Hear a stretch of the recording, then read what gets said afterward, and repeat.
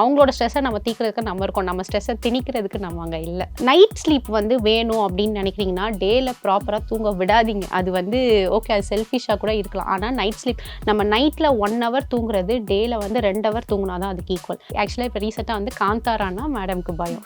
நாங்கள் இப்போ என்ன சொன்னாலும் நீ அதை சாப்பிட்டேன்னா காந்தாரா சாமிக்கு பிடிக்காது. ஆக்சுவலாக பயம்ன்றதோட அது ரொம்ப அதை பார்த்தா உடனே சாமி கும்பிடுறது, வெளியில் விட தான் உங்களுக்கு எதிர்ப்பு சக்தியும் ஜாஸ்தியாக வரும். ஒரு ஃபீவர் வந்தால் தான் அதை எப்படி அவங்க ஓவர் கம் பண்ணி வெளில வராங்கன்னு தெரியும். நம்ம அவ்வளோ அன்சேஃபாக ஒன்றும் சேத்துக்குள்ளே போய் விளையாட விட போகிறது கிடையாது. இப்போ சாக்லேட்டு, ஐஸ்கிரீமு இல்லை சம் லேஸ் பாக்கெட் அந்த மாதிரி கேட்குறாங்க, அப்போ எப்படி சொல்லி நோ சொல்லலாம் அவங்களுக்கு? இப்போ வந்து சில குழந்தைங்கள்லாம் வந்து ஒரு 3 நாள் கழிச்சுமே அவங்க பாத்ரூம் போகாமல் இருக்காங்க. ஸோ அப்படி அவங்களுக்கு இருக்கும்போது என்ன மாதிரியான விஷயங்கள்லாம் பண்ணி நீங்கள் சரி பண்ணலாம் அப்படின்னு என்ன சொல்வீங்க? ஸ்ரீனிவாசா டூர் நடத்தும் ஆன்மீக சுற்றுலா. தொடர்புக்கு 9384854560. சௌபாக்யா home and kitchen appliances. Everest Easy Chef ஆகுங்கள் சில நிமிடங்களிலேயே. மேம், இப்போ குழந்தைகள் எல்லாமே ஒரே டைம்ல தூங்குறாங்களா அப்படின்னு கேட்டா அது கிடையாது. அவங்க எப்போ டயர்ட் ஆகுறாங்களோ அப்போ தூங்குவாங்க, சாப்பிட்டு முடிச்சதுக்கு அப்புறம் தூங்குவாங்க அப்படின்னு அந்த ஸ்லீப்பிங் பேட்டர்ன் வந்து அப்படியே சேஞ்ச் ஆகிட்டே இருக்கும் இல்லையா? ஸோ இப்படி அவங்க எப்போ வேணா தூங்கட்டும் அப்படின்றது ஓகேவா, நல்லதா? இல்லை இது ஒரு சீராக்கி இருக்கணும், இந்த டைம்லலாம் பாப்பா தூங்கிடணும் அப்படின்ற மாதிரி இருக்கிறது நல்லதா? ஸ்டார்டிங் ஒரு 1 yearக்குள்ளே வந்து அவங்க ரொம்ப அதிகமாக தூங்குற மாதிரி இருக்கும். ஃபீட் பண்ணுவோம், உடனே தூங்குவாங்க. நீங்கள் சொல்கிற மாதிரி தான். டயர்ட்னா பெருசாக அவங்க வந்து இந்த ரன்னிங் ஆக்டிவிட்டீஸ் இருக்காது. எப்போ இந்த தவக்க ஆரம்பிக்கிறாங்களோ அப்போ தான் ஓரளவுக்கு கொஞ்சம் அந்த டயர்டாகி தூங்குறதெல்லாம் இருக்கும். அது வரைக்குமே வந்து சாப்பிட்டுட்டு வயிறு நிறைஞ்சால் தூங்க ஆரம்பிச்சிருவாங்க. இதுதான் வந்து அவங்களோட ரொட்டீனாக இருக்கும். அண்ட் கொஞ்ச நாள் கழிச்சு நம்மளுக்கு வந்து இந்த நைட் ஸ்லீப் வந்து வேணும் அப்படின்னு நினைக்கிறீங்கன்னா டேல ப்ராப்பராக தூங்க விடாதீங்க. அது வந்து ஓகே, அது செல்ஃபிஷாக கூட இருக்கலாம். ஆனால் நைட் ஸ்லீப் நம்ம நைட்டில் 1 hour தூங்குறது டேல வந்து 2 hour தூங்கினா தான் அதுக்கு ஈக்குவல். ஸோ அதுக்கு டேல வந்து எவ்வளோ அளவுக்கு ஆக்டிவாக வச்சுக்கிறீங்களோ அது நல்லது. இப்போது ஆஃப்டர் 1 year நான் ஃபேஸ் பண்ண ப்ராப்ளம்ஸ் என்னென்னா, இவன் வந்து காலையில் ஒரு 2 to 3 times தூங்கிட்டு நைட் வந்து தூங்காமல் திடீர்னு எழுந்திரிச்சு அந்த மாதிரிலாம் ஒரு ரேண்டமாக ஒரு நாள் அந்த மாதிரி பண்ணான். ஸோ அப்போ தான் எனக்கு ஸ்ட்ரைக் ஆச்சு, ஓகே காலைல அவளை வந்து ரொம்ப பிஸியாக வச்சுக்கிட்டா நைட்டு வந்து ஆட்டோமேட்டிக்காக அந்த மாதிரி தூங்கிடுவாங்க அப்படின்னு சொல்லிட்டு நான் நைட்டு தூங்குற டைமும் கூட கொஞ்சம் ப்ரீவியஸாக ஒரு 9 o'clock அவளுக்கு வந்து எல்லாமே இது பண்ணிட்டு நம்ம உள்ளே போய் தூங்கணும் அப்படின்னு சொல்லிட்டு ரூமை இருட்டாக்கிட்டு மைல்டாக ஒரு மியூசிக் போட்டு ஒரு ஸ்டோரி டெய்லி வந்து அது ஃபாலோ பண்ண ஆரம்பித்தேன். ஒரு ஸ்டோரி டெல்லிங் அந்த மாதிரி புக் ஏதாச்சும் ரீட் பண்ணுறது. ஸோ அது ஆட்டோமேட்டிக்காக தூக்கம் வந்துடும். இன்னைக்கு நைட்டு 9 o'clock தூங்குறவன் நாளைக்கு காலைல 9 o'clock தான் எழுந்திரிப்பா. 12 hours கண்டினியூ. நடுவில் வந்து ஃபீடிங் நான் ஃபீட் பண்ணிட்டு இருக்கனால ஃபீட் மட்டும் பண்ணி தூங்க வச்சிருவேன். அண்டு வயிறு நல்லா ஃபுல்லாக இருந்துச்சுன்னா குழந்தைங்க அழகாக தூங்கிடுவாங்க. ஸோ ஸ்லீப்பிங் பேட்டர்ன் ஃபாலோ பண்ணுறது பெஸ்ட்டு. அப்போ தான் நம்மளும் நிம்மதியாக தூங்க முடியும். Okay ma'am. இப்போ சொன்னீங்க வந்து ஃபர்ஸ்ட் உங்க பேபி வந்து காலையிலலாம் தூங்கிட்டு நைட்டு தூங்காம இருந்தா அப்படின்னு சொன்னீங்க. ஸோ அப்படி இருக்கும்போது பேரண்ட்ஸ் நீங்களும் தூங்காம இருக்கணுமா? அவங்க தூங்காட்டி ஒரு இடத்துல விளையாண்டுருக்கலாம்ன்ற மாதிரிலாம் இருக்கு. எப்படி, அதாவது குழந்தைய நம்பி இப்போ யாராச்சும் ஒருத்தவங்க கூட இருக்காங்கன்னா ஓகே ப்ராப்ளம் இல்லை, சரி அவங்க பார்த்துக்கட்டும், நம்ம கொஞ்சம் ரெஸ்ட் எடுக்கலாம். இப்போ நானே எல்லாமே பார்த்துக்கிறப்போ சொல்ல முடியாது, நம்ம கண்ணு முன்னாடி விளையாண்டுருக்க போய் தொப்புன்னு விழுவாங்க. நம்பி விட்டோம்னா ஏதாச்சும் ஒரு வேலை அதை எதாவது பண்ணி வைக்கிறது, இதை எதாவது பண்ணி வைக்கிறது. ஸோ நம்மளும் தூங்க முடியாது. அவங்கள விளையாட விட்டுட்டு நம்ம தூங்குறது வந்து அவ்வளோ சேஃப் கிடையாது. நீங்க சொன்னீங்க மேம், நான் முழிச்சிருக்கும் போதே தொப்புன்னு விழுந்துடுறாங்க அப்படின்ட்டு. அப்போ நிறைய பேரண்ட்ஸ் என்ன பண்றாங்க அப்படின்னா கண்ணு முன்னாடியே வளரணும்னு நினைக்கிறாங்க. ஸோ இதனாலேயே வீட்டுக்குள்ளேயே வச்சு குழந்தைங்களை வளர்க்குறாங்க, வெளியிலேயே விடுறது கிடையாது. சொல்ல போனா இன்னுமே வெளியில போய் விளையாண்டாதான் அந்த மண்ணோட மண்ணு சேர்ந்து அழுக்கு வந்தாலுமே பரவாயில்ல, வந்துட்டு போகுது, அது ஒரு நல்லது தானே. கை காலை கழுவிட்டு உள்ள விட்டுக்கலாம் அப்படின்னு சிலது இருக்கு. ஆனா இப்ப இருக்க பேரண்ட்ஸ் வந்து என்ன நினைக்கிறாங்க அப்படின்னா வெளியில போன ஏதாவது தொற்று வந்துருமோ, அவங்களுக்கு ஏதாவது நோய் வந்துச்சுன்னா என்ன பண்றது ரொம்ப பயப்படுறாங்களே. இப்ப அந்த பேரண்ட்ஸ்க்கு எப்படி சொல்லி புரிய வைக்கிறது? இல்ல ஓகே நீங்க வெளியே விடுங்க, வெளியே விளையாட விடுங்கன்னு எப்படி சொல்வீங்க? ஆக்சுவலாக வெளியில விட்டாதான் அந்த சோஷியலிசம்ன்றது வந்து வரும். அதுக்காக அவங்கள மட்டும் தனியா விடக்கூடாது. நம்மளும் நான் சொன்ன மாதிரி ஈவினிங் டைம் வந்து இந்த பார்க் டைமோ இல்லை இந்த மாதிரி சூப்பர் மார்க்கெட் எங்கேயாச்சும் கூட்டிகிட்டு போய், இல்லை ஒரு அப்பார்ட்மெண்ட்டில் இருந்தாங்கன்னா பசங்களோட அது எல்லாமே நம்ம மானிட்டர் பண்ணலாம். ஸோ அவங்கள மட்டும் தனியாக விட அண்ட் வெளியில் விட தான் அவங்களுக்கு எதிர்ப்பு சக்தியும் ஜாஸ்தியாக வரும். ஒரு ஃபீவர் வந்தால் தான் அதை எப்படி அவங்க ஓவர் கம் பண்ணி வெளில வராங்கன்னு தெரியும்.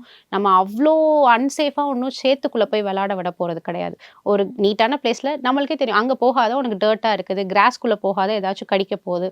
ஸோ அதெல்லாம் சொல்லி விளையாட. ஸோ அதனால அவங்களுக்கும் அந்த அவேர்னஸ் தெரியும், ஓகே அங்கே போனால் நம்மளுக்கு இந்த பிரச்சனை பிரச்சனை வரும்ன்ற அவேர்னஸும் தெரியும். வீட்டுக்குள்ளேயே வச்சுருந்தோம்னா அவங்க அந்த 4 செவுத்த தவிர வேற எதையுமே பார்க்க மாட்டாங்க. வெளி உலகம் இப்போ வெளியில போகணுன்னாலே அவங்க மேபி அது பாசிட்டிவாக ஆகலாம், நெகட்டிவாக ஆகலாம். வெளியில் போகணுன்னா ஒரு எக்ஸைட்மெண்ட் அந்த மாதிரி இருக்கலாம். ஏதோ நம்மளை ஜெயிலே போட்டு வச்சுருக்காங்க அப்படின்ற ஃபீல் வரும்.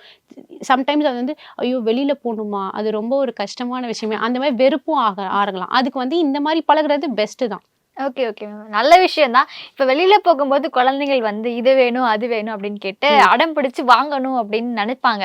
ஸோ அப்படி கேட்கும்போது குழந்தைகள் கேட்கும்போது பேரண்ட்ஸ் வந்து அதுக்கு எப்படி நோ சொல்லி அதை தடுத்து நிறுத்தலாம்? அது இப்போ ஒரு புக்கு கேட்குறாங்க, அந்த இடத்துல வாங்கலாம், தப்பில்லை. அது அவங்களோட நீட் பொறுத்து, இது அவங்களுக்கு தேவைப்பட்டுச்சுன்னா வாங்கலாம். அதுக்காக எல்லாத்தையுமே நோ நோ நோன்னு சொல்லி எங்கள் அப்பா சொல்லுவார், நீ எது கேட்டாலும் நான் உனக்கு வந்து வாங்கி கொடுத்துருவேன், என் சக்தியை மீறி வாங்கி கொடுத்துருக்கேன்.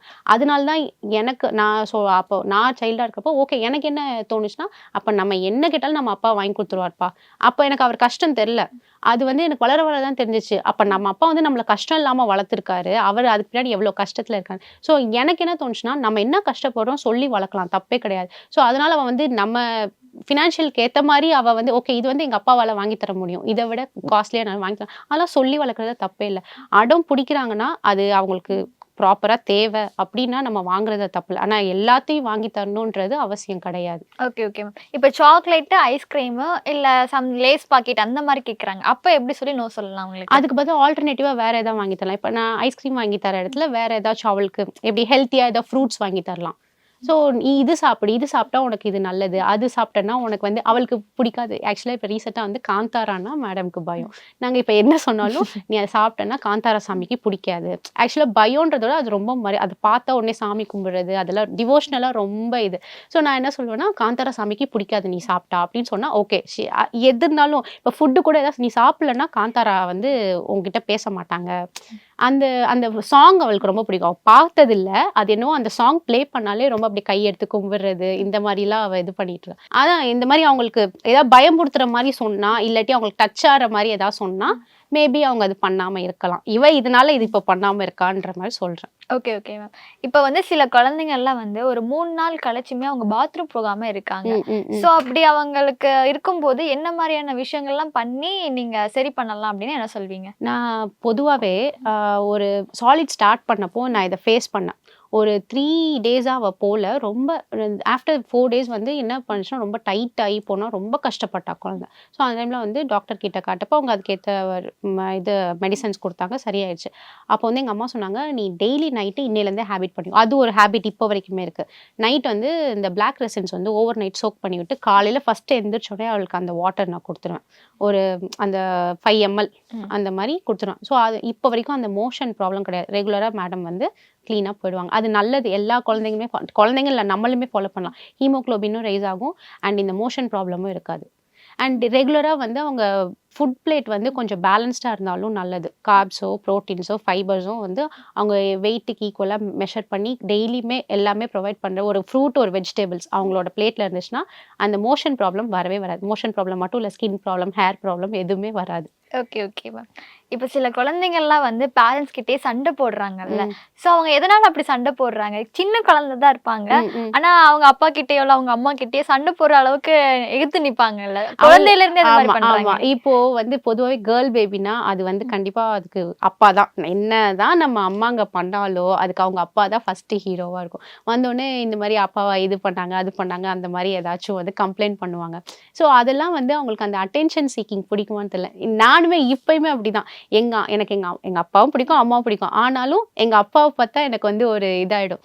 ஆமா எங்க அப்பா தப்பு தான் பண்ணியிருப்பாரு அந்த இடத்துல, ஆனாலும் நாங்க எங்க அப்பாவுக்கு தான் சப்போர்ட் பண்ணுவோம். ஸோ அந்த மாதிரி தான் அவங்களுக்கும் இருக்கும் போல, நம்ம அப்பா தான் நம்மளுக்கு எல்லாம். அதனால வந்து அம்மா வந்து அந்த இடத்துல வில்லியா தெரிஞ்சாதானே அப்பா ஹீரோவா தெரிய முடியும். ஸோ அதனால அப்படி பண்றாங்களோ என்னவோ. இதே பாய் அப்படியே ஆப்போசிட்டா அவங்க அம்மா கிட்ட வந்து ரொம்ப இதுவா இருக்கும். ஆமா இப்ப குழந்தைங்கள்லாம் வந்து சூடா இருக்காங்களா இல்ல அவங்க வந்து சில்லுன்னு இருக்காங்களா அப்படின்றது சில பேரை தொட்டு பார்த்து கண்டுபிடிச்சிருவாங்க. ஆனா எந்த நேரத்துல அவங்க குளிரா ஃபீல் பண்றாங்க, எந்த நேரத்துல வந்து அவங்களுக்கு ஒரு ஹீட் கொடுக்குது அப்படின்றத எப்படி கண்டுபிடிக்கிறது? அது இப்ப வரைக்குமே எனக்குமே ஒரு பெரிய கொஸ்டின் மார்க் தான். ஸோ ஃபீவர் அந்த டைம்ல வந்து ஈஸியா கண்டுபிடிக்கலாம். சரி இப்ப வந்து கண்டிப்பா குளிரும் அப்படின்ட்டு. ஆனா சம்டைம்ஸ் வந்து நம்மளால அது கண்டே பிடிக்க முடியாது. ஏன்னா நம்மளுக்கு பயங்கரமா குளிரும், அவங்க அவங்க பாடி பார்த்தா அப்படியே ஹீட்டாக இருக்கும்.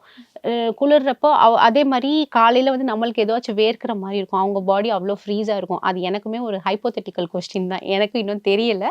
யாருக்காவது தெரிஞ்சாலும் சொல்லுங்கள், நானும் அதை வந்து கண்டுபிடிச்சிக்கிறேன். சரி, ஓகே மேம். இப்போ கோல்டு வந்து குழந்தைங்களுக்கு வந்து சீக்கிரம் பிடிச்சிரும் அப்படின்னு சொல்லுவாங்க. ஸோ அதுக்கு ஏதாவது ஹோம் ரெமெடி அப்படின்னு கண்டுபிடிச்சிருக்கீங்களா நீங்கள்? ஹோம் ரெமெடி கண்டுபிடிச்சது எனக்கு எங்கள் அம்மா பாட்டி சொன்னது தான். எங்கள் வீட்டில் எப்பயுமே இந்த 3 பிளான்ட் இருக்கும், துளசி, கற்பூரவள்ளி, வெத்தலை அண்ட் மிளகும் ஓமமும் போட்டு அதை வந்து நல்லா பாயில் பண்ணி ஃபில்டர் பண்ணி அது கொடுத்தா ஓகே, அது கேட்கும், நல்லா கேட்கும். அண்டு வெத்தலை வந்து சூடு பண்ணி இந்த நெஞ்சு சளிக்கு வந்து இங்கே வச்சு அதெல்லாம் எடுத்தால் அது ஓரளவுக்கு கேட்கும். அதுக்கப்புறம் அதுக்கும் கேட்கலன்னா வேற வழியே இல்லை, டாக்டர் கிட்ட தான் கூட்டு போய் நான் காமிப்பேன். இப்போ பிறந்த குழந்தைங்க எல்லாமே மில்க் ஃபீடிங்ல வந்து அவங்க கொஞ்சம் ஹெல்த்தியா இருப்பாங்க, பார்க்கறதுக்கு அழகா இருப்பாங்க. அந்த கண்ணோ சீக்கு எல்லாமே புசு புசுன்னு இருக்கிற மாதிரி இருக்கும், ரொம்ப ஹெல்த்தியாவே இருப்பாங்க. ஆனா அந்த 1 இயர்க்குள்ளேயே அது எங்க பிரேக் ஆகும் அப்படின்னா, அவங்களுக்கு ஏதாவது உடம்பு சரியில்லாம போயிடுச்சு அப்படின்னா அவங்களோட வெயிட் அப்படியே இறங்கிரும். பேரண்ட்ஸ் எல்லாருமே அதை பார்த்து ஐயோ என் குழந்தை எவ்வளவு ஹெல்த்தியா இருந்தா, பார்க்கவே எவ்வளவு புசு புசுன்னு இருந்தாலே இப்படி ஆயிடுச்சுன்னு ரொம்ப ஃபீல் பண்ணுவாங்க. அப்படி ஒரு குழந்தைக்கு வந்து ஏதாச்சும் வருது அப்படின்னாலுமே, காய்ச்சலோ இல்ல சளி பிடிச்சிருக்கு அப்படின்னாலுமே மொத்த உடம்பும் இறங்குது இல்லையா? சோ அந்த டைம்லயும் குழந்தைங்களுக்கு வந்து ஹெல்த்தியாவே இருக்கிறதுக்கு என்ன பண்ணலாம்? 6 months வரைக்கும் ஃபீடிங், அது எந்த குழந்தையா இருந்தாலும் சூப்பரா ஹெல்த்தியா நல்லா தான் இருக்கும். அதுக்கப்புறம் வந்து அவங்க நடக்க ஆரம்பிப்பாங்க, தவக்க ஆரம்பிப்பாங்க. ஸோ ஒரு ஆக்டிவிட்டியே இல்லாம இருக்காங்க. இப்போ போறப்ப அது ஆட்டோமேட்டிக்கா அந்த பாடியை ஸ்லிம் பண்ணும், இது பண்ணும். அண்ட் இன்னொன்னு அது ஜெனட்டிக் கூட இருக்கும். இப்போ என் ஃபேமிலியில சில பேர் வந்து நல்லா சாப்பிடுவாங்க, அவங்களுக்கு வந்து உடம்பே பிடிக்காது.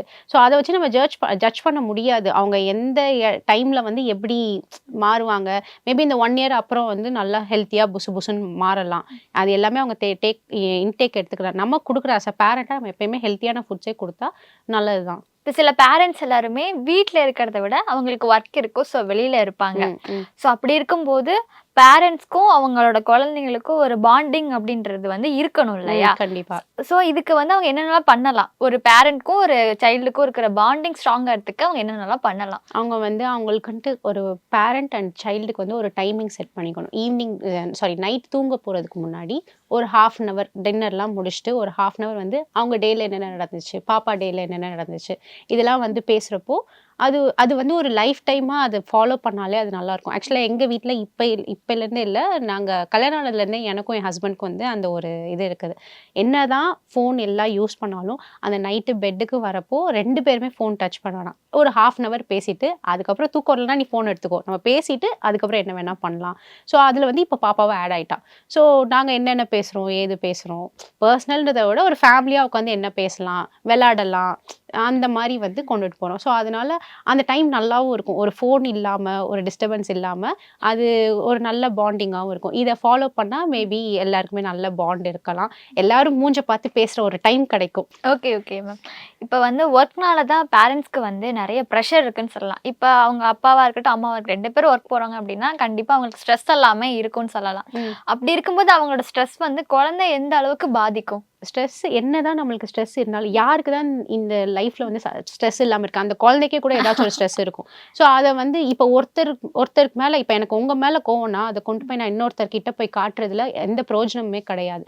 அதை வந்து அப்போ நம்ம குழந்தைங்க மேலே காட்டுறப்ப அது அவங்கள எவ்வளோ பாதிக்கும். அவங்களுக்கு நம்ம முடிஞ்ச அளவுக்கு ஒரு நல்ல ஒரு லைஃப் கொடுத்தோம்னா, ஸ்ட்ரெஸ் இல்லாத லைஃப் நம்மளால முடிஞ்ச அளவுக்கு கொடுத்தோம்னா அந்த குழந்தை நல்லபடியாக வளரும். அவங்களோட ஸ்ட்ரெஸ்ஸை நம்ம தீக்கிறதுக்கு நம்ம இருக்கோம், நம்ம ஸ்ட்ரெஸ்ஸை திணிக்கிறதுக்கு நம்ம அங்கே இல்லை. மேம் இப்போ குழந்தைங்களுக்கு வந்து அவங்க என்ன ஆகணும் அப்படின்றத அவங்க பேரண்ட்ஸ் தான் டிசைட் பண்ணுவாங்க அப்படின்னு சொல்லுவாங்க. அதுவும் அவங்களோட அந்த 1 yearலேருந்தே ஸ்டார்ட் பண்ணுவாங்க.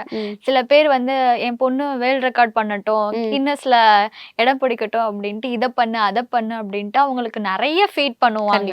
அவங்களுக்கு அது பிடிக்குதா பிடிக்கலையான்னு தெரியாமையே இதை பண்ணி நீ பண்ணிதான் ஆகணுன்ற அந்த ஸ்ட்ரெஸ்மே அவங்க மேல, அந்த குழந்தைங்க மேல இறக்கிடுவாங்க. ஸோ என் குழந்தைங்களுக்கு தான் பிடிக்கும் இது பிடிக்காது அப்படின்னு தெரிஞ்சுமே சில விஷயத்த அவங்க திரும்ப பண்றாங்கல்ல. ஸோ அதை பத்தி நீங்க என்ன நினைக்கிறீங்க? அது ஆக்சுவலா ராங். அதனால வந்து அவங்களோட இப்போ நம்ம நான் படிச்சது வந்து இன்ஜினியரிங், ஓகேவா? இது வந்து எனக்கு பிடிச்சுதான் படித்தேன், அப்போ படிக்கிறப்ப எனக்கு பிடிச்சிச்சு. ஆனா வெளியில வந்ததுக்கப்புறம் எனக்கு அது பிடிக்கல. பேங்கிங்கில் போனேன், அதுவும் எனக்கு பிடிக்கல. அதுக்கப்புறமா தான் என் பார்ட்னருக்காக நான் இந்த ஃபீல்டு மேக்கப் ஆர்டிஸ்ட்ன்ற ஃபீல்டு கூட வந்தேன். அது எனக்கு ரொம்ப பிடிச்சிருந்துச்சு, நல்லாவும் நான் வந்து அதில் ஷைன் ஆனேன். ஸோ நான் கற்றுக்கிட்டது என்னன்னா, என்னதான் நீ வந்து ஏரோநாட்டிக்கல் இன்ஜினியர், நீ டாக்டர் ஆகு அப்படின்னு நம்ம திணிச்சாலும், நம்ம விஷயம் சொல்லலாம், தப்பு இல்லை. அம்மாவுக்கு வந்து நீ இது ஆகணும்னு ஆசைப்பா அப்படின்னு சொல்லலாம். அதை அந்த குழந்தைகிட்ட போய் திணிக்கிறது வந்து அவங்களுக்கு அதில் ஃபஸ்ட்டு இன்ட்ரெஸ்ட் இருக்கான்னு பாருங்க. நம்ம என்னதான் கஷ்டப்பட்டு ஆக்கிட்டோம், எனக்கு டாக்டர் ஆன என் பொண்ணு ஆயிடும், ஆனால் அதில் அவங்க ஷைன் ஆக மாட்டாங்க. இதே அவங்களுக்கு பிடிச்ச ஒரு விஷயத்துக்குள்ளே வந்தாங்கன்னா கண்டிப்பாக அவங்க வந்து சூப்பராக பிரைட்டாக ஷைன் ஆவாங்க. ஸ்ட்ரெஸ் கொடுக்க வேணாம், அவங்க போக்கில் விடலாம். எதுவும் எந்த ஒர்க்குமே ஒரு தப்பான ஒர்க் கிடையாது. அதை ஃபுல் பேஷனட்டோட லவ்வோட பண்ணோன்னா அது கண்டிப்பாக அவங்க ஷைன் ஆகி பெரிய ஆளாக வருவாங்க. ஸோ இதுதான் எங்களோட கான்செப்ட். நாங்கள் பேர் எழுதுறப்போ ஐயர் கேட்டாங்க, என்னவா ஆகணும் அப்படின்னு சொன்னேன். அவளுக்கு என்ன பிடிக்குதோ அது ஆகட்டும். அதுதான் எப்பயுமே நாங்கள் ஃபாலோ பண்ணுவோம். ஓகே ஓகே, சூப்பரான ஒரு விஷயம் மேம். ஏன்னா இப்ப இருக்க பேரண்டிங்க்கு தேவையான ஒரு விஷயம். கண்டிப்பா கண்டிப்பா. நம்மளோட ஆசையை வந்து அவங்க கிட்ட சொல்ல வேண்டாமே. நமக்கு ஒரு ட்ரீம் இருந்தா அது நம்ம ட்ரீமாவே இருந்துட்டு போகுது. அது நிறைவேறிச்சாலும் நிறைவேறினாலும் அது நம்மளோட முடிஞ்சிட்டு போகுது. அதை வந்து அவங்களுமே பின்தொடரணும் அப்படின்னு நினைக்க கூடாது, தப்பு அப்படின்றத இப்ப இருக்கிற பேரண்டிங்ல இருக்கிறவங்களுக்கு தெளிவாவே சொன்னீங்க. அது மட்டும் இல்லாம ஓவராலாவே ரொம்ப நல்லா இருந்துச்சுன்னு சொல்லலாம். ஏன்னா இப்ப இருக்க குழந்தைங்களை எப்படி வளர்க்கணும் அப்படின்னு சில பேருக்கு தெரியாம இருக்கு. அதுவும் ஸ்டார்டிங்ல சொன்ன மாதிரி ஒரு ஜாயிண்ட் ஃபேமிலியா இருந்தோம் அப்படின்னா அவங்களுக்கு எல்லாமே தெரிஞ்சிருக்கலாம். அது அவங்களோட தாத்தா பாட்டி இருக்காங்க, இல்ல மாமா அத்தைன்னு இருக்கும்போது ஒரு ஓவராலா அவங்களுக்கு எப்படி வளர்க்கணும் தெரிஞ்சுக்கலாம். இப்ப தனியா இருக்கும்போது அவங்களுக்கு நிறைய டவுட் இருக்கும். இப்படிதான் எதுக்கு அழுறான்னு தெரியாம இருக்கும், இதுக்குதான் அழுறான்னு சில பேருக்கு தெரியாம இருக்கும். இது எல்லாத்தையுமே தெரிஞ்சுக்கிறதுக்கு வந்து உங்களை பார்த்து கூட தெரிஞ்சுக்கலாம். இப்ப அவங்க வந்து யாராவது சொல்லி கொடுத்தா அவங்களுக்கு இன்னுமே பெட்டரா இருக்கும். ஸோ அதை வந்து நீங்க சூப்பராகவே பண்ணிட்டு இருக்கீங்க. அது மட்டும் இல்லாம உங்க மேடம் சொன்ன உங்க வீட்டு அந்த பிரின்சஸ்மே நீங்க ரொம்ப அழகா வளர்த்துட்டு இருக்கீங்க. ஸோ இதை நீங்க தொடர்ந்து பண்ணுங்க, அப்படியே இதை மற்றவங்களுக்குமே சொல்லிக் கொடுங்க. ரொம்ப நன்றி மேம். தேங்க்யூ.